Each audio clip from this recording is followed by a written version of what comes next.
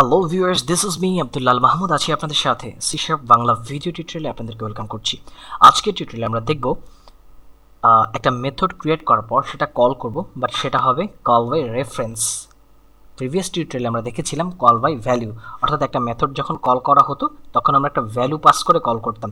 কিন্তু আজকের টিউটোরিয়ালে আমরা দেখব যখন একটা মেথডকে কল করব সেখানে আমরা একটা রেফারেন্সকে দিয়ে দেন কল করব। আমরা এক্সাম্পল দেখলে ক্লিয়ার হয়ে যাব।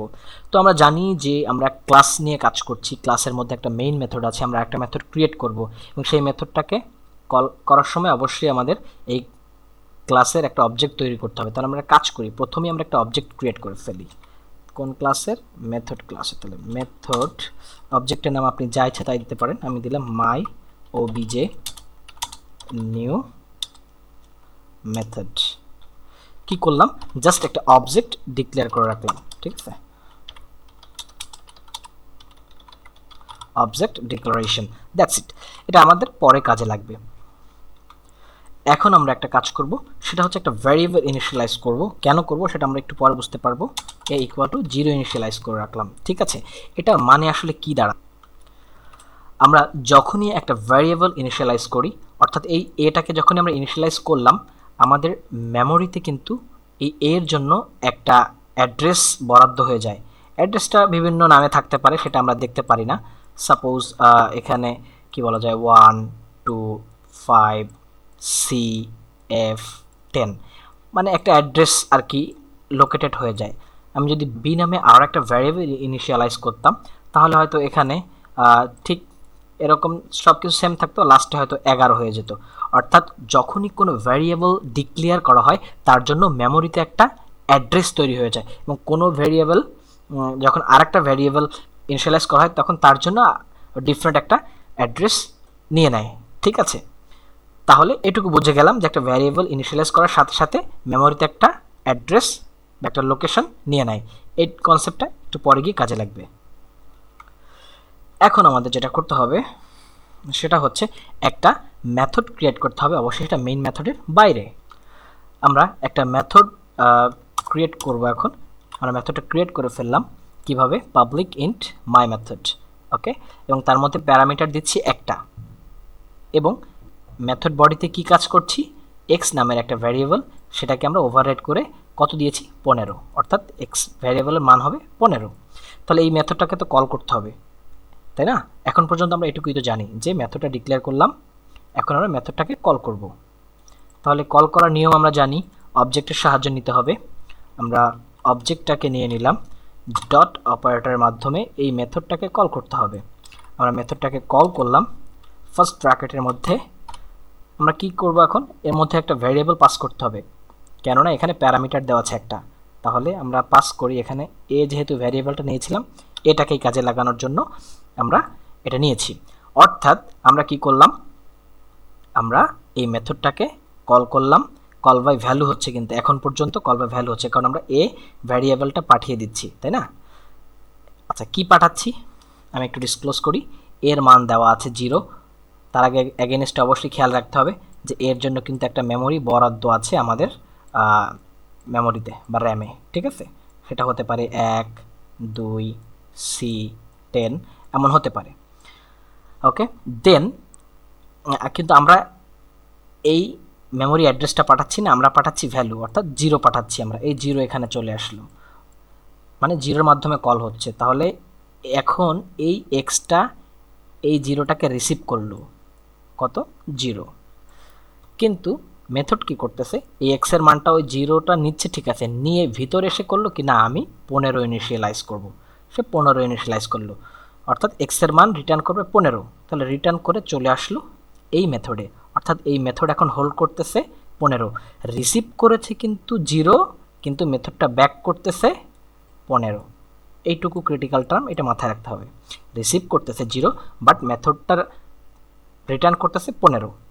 তাহলে রিটার্ন করলো 15, এবার সেই মেথডটা আমি আবার এখানে কল করলাম। তাহলে এখন এইটুকুর মান হচ্ছে এখন 15, তাই না?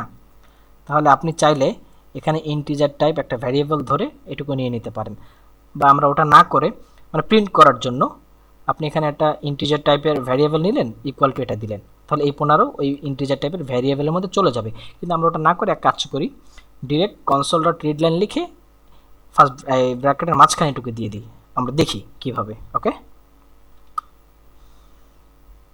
আমরা এটুকু মুছে দিই, মুছে দিয়ে এটা করে আমরা বুঝতে পেরেছি কি করেছি। রিড লাইনের মধ্যে আমি জাস্ট ওইটুকু লিখে দিলাম, অর্থাৎ প্রিন্ট হয়ে যাবে। তাহলে এখন পর্যন্ত আমাদের কি হওয়া উচিত, এটা কল করার মাধ্যমে আমাদের প্রিন্ট করবে 15, তাই না? আচ্ছা, প্রিন্ট করে দেখি 15 শো করে কিনা। ওয়েল, আমরা দেখতে পাচ্ছি 15 শো করতেছে। এই 15টা কোনটা?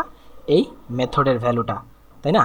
তাহলে আমি আবার এখানে একটু বলে রাখি, আমরা এই মেথডটা কল করলাম মাই মেথড, এবং ভ্যালু হিসাবে এর 0 মানটা পাঠালাম। এখানে 0টা অ্যাকসেপ্ট করছে, ঠিক আছে, কিন্তু আমরা এখানে রিটার্নে বা যে ইনস্ট্রাকশন দিয়েছি, ইনস্ট্রাকশনে বলেছি এক্স এর মান 0 থাকবে না, আপডেট হয়ে 15 হবে। সেটা আবার রিটার্ন করে এই মেথডকেই দিল, এবং সেই মেথডটা প্রিন্ট করতে বললাম, তাহলে সেই জন্য 15 প্রিন্ট করলো। এখন আমরা আর একটা কাজ করব, সেটা হচ্ছে console.writeLine। আমরা এর ভ্যারিয়েবলটাও দেখব যে আসলে আমরা যে এই 0 দিয়েছিলাম এখন পর্যন্ত 0 আছে কিনা। আমরা স্টার্ট করলাম বা রান করলাম, দেখি। এক্স্যাক্টলি আমাদের 0 বা এর মানটা কিন্তু পরিবর্তন হয়নি, তাই না? এখানে 0 ধরেছিলাম, এখানে কল করেও 0 পাঠালাম, এখানে এসে 0 আসলো, 0 রিসিভ করলো এবং আপডেট করলো, কিন্তু সেই আপডেটটা আসলে এর এখন পর্যন্ত হয়নি। মানে এখানে যে x = 15 দিলাম, এটা x এর আপডেট হয়েছে, কিন্তু এর জন্য আপডেটটা হয়নি। কিন্তু আমরা এখানে একটা কাজ করতে পারি, এমন একটা কিছু করব, আমরা রেফারেন্সের জন্য এমন একটা কিছু করতে চাচ্ছি বা করতে হবে, যেটা কিনা এই এর মানটা 0 থাকবে না, এইখানে যে মানটা দিব এর মানটাও সেটা আপডেট করে নেবে। কিভাবে সম্ভব হতে পারে একটু চিন্তা করে দেখুন তো, কোনোভাবে সম্ভব কিনা? সম্ভব, কল বাই রেফারেন্স করলে সেটা সম্ভব। এখন আমরা দেখব সেটা। তো আমরা এটা ক্লোজ করে দিই। আমরা এটুকু মনে রাখি যে আমাদের মেথডের মান রিটার্ন করেছে 15, আর এর মান এখন পর্যন্ত 0 আছে, কিন্তু আমরা কল বাই রেফারেন্স করলে এই মানটা 0 চেঞ্জ হয়ে আপডেট হয়ে যাবে 15-তে, অর্থাৎ দুইটাই 15 হবে। কিভাবে সম্ভব? কিছু না, একদম ইজি। আমরা সেটুকু চিন্তা করি যে এখন পর্যন্ত আমরা এখানে কল বাই ভ্যালু পাঠাচ্ছি, অর্থাৎ এর যে মানটা আছে বা যে ভ্যালুটা আছে সেটাই পাঠিয়েছি, কিন্তু আমরা জানি যে এর এগেইনস্টে একটা মেমোরি লোকেশন আছে নির্দিষ্ট, তাই না? বিভিন্ন সংখ্যার মাধ্যমে একটা নির্দিষ্ট মেমোরি আছে, মেমোরি লোকেশন আছে, বা একটা অ্যাড্রেস আছে। ওই অ্যাড্রেসটা যদি আমরা এখানে কল করার সময় পাঠিয়ে দেই, সেই অ্যাড্রেসটা সোজা এখানে চলে আসলো। আর সেই সেম অ্যাড্রেসে যদি একটা মান আমরা আপডেট করে দেই, তাহলে ইনফ্যাক্ট এইখানে 0টা আপডেট হয়ে এইখানের মানটা যা আছে সেটা হবে। তার মানে হচ্ছে, আমি আবার বলছি, এর যে মেমোরি অ্যাড্রেসটা আছে, আমরা এর ভ্যালু না পাঠিয়ে যদি এর সেই মেমোরি অ্যাড্রেসটা পাঠাই, তাহলে এই মেথডটা সেই মেমোরি অ্যাড্রেসটা নিয়ে আসলো, এবং ওই একই অ্যাড্রেসে যদি আমরা মান চেঞ্জ করে দেই, তাহলে কি হলো, এই এক্সেরও যে অ্যাড্রেস, এই এরও সেই একই অ্যাড্রেস, তাহলে এক্সের মানটা আপডেট হয়ে গেলে ইনফ্যাক্ট এখানেও আপডেট হয়ে যাবে। সেটাই তো হওয়া উচিত। তাহলে এখন কথা হচ্ছে যে ভাই আমরা অ্যাড্রেস পাঠাবো কিভাবে? এখানে তো ডিরেক্ট এর লিখলাম, এর মান চলে আসলো বা ভ্যালু চলে আসলো, কিন্তু এর অ্যাড্রেসটা পাঠাবো কিভাবে? কিচ্ছু না, জাস্ট একটা কিওয়ার্ড ইউজ করতে হবে, আর কিছু না। দেখি কিভাবে। আমরা জাস্ট এর আগে ref লিখে দিলাম, অর্থাৎ রেফারেন্স, মানে এর অ্যাড্রেসটা পাঠাও। তুমি কি করবা? তুমি করবা কি, ওই অ্যাড্রেসটা গ্রহণ করবা, তাহলে তোমার তো রেফ দিতে হবে, তাই না?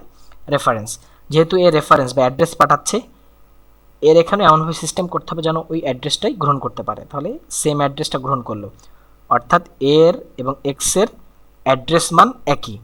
তাহলে এক্সের জায়গায় যদি আমরা 15 বসাই, তাহলে সেম অ্যাড্রেস যেহেতু, তাহলে ওখানে 10 বসালে এক্সেরও 10 হবে, এরও 10 হবে।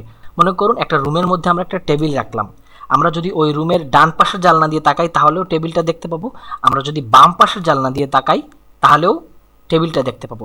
মানে একটা রুম যদি কনস্ট্যান্ট থাকে, তাহলে ওই রুমের ডান পাশের জানলা তাকালেও আমরা টেবিল দেখব ভিতরে, বাম পাশের জানলা দিয়েও দেখলে টেবিল দেখব।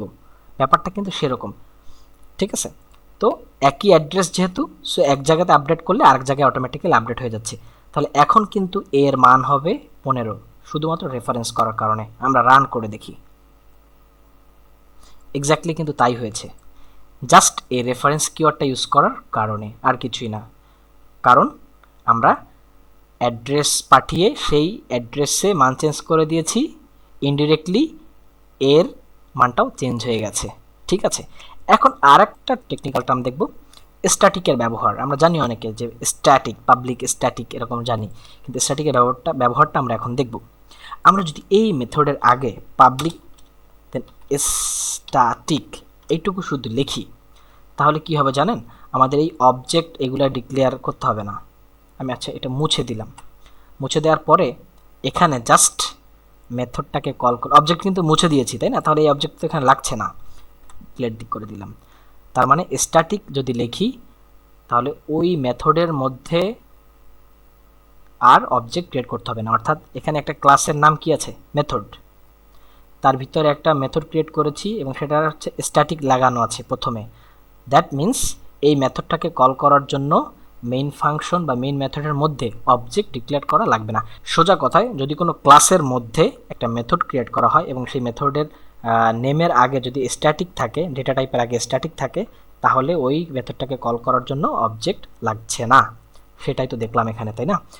সো ফার একটু ক্রিটিক্যাল মনে হতে পারে, বাট ইনফ্যাক্ট আসলে এটা খুব ক্রিটিক্যাল ব্যাপার না, সহজ। যদি কারো বুঝতে প্রবলেম হয় ভিডিওটা একটু আবার দেখবেন, 2বার দেখলে ক্লিয়ার হয়ে যাবে। So far thanks for watching this video, keep connected, thank you so much.